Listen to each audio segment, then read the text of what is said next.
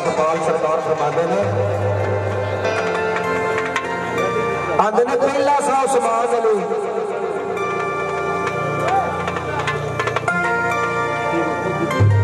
लिखते ने हाजर के गदादार नहीं रखते कख भी परवाह सिकंदर की।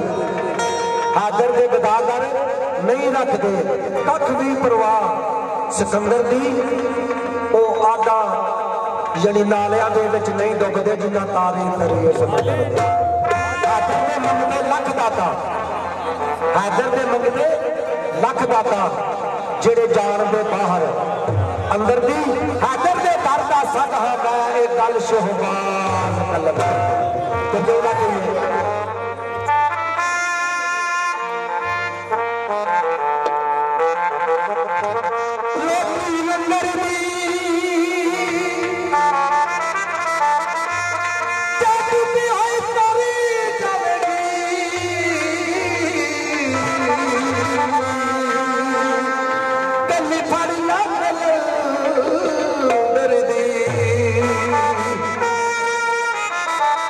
सरकार को बुला के अर्ज कर दी है। सरकार के हाथ जोड़ के अर्ज कर दी है की आती है अर्ज करती है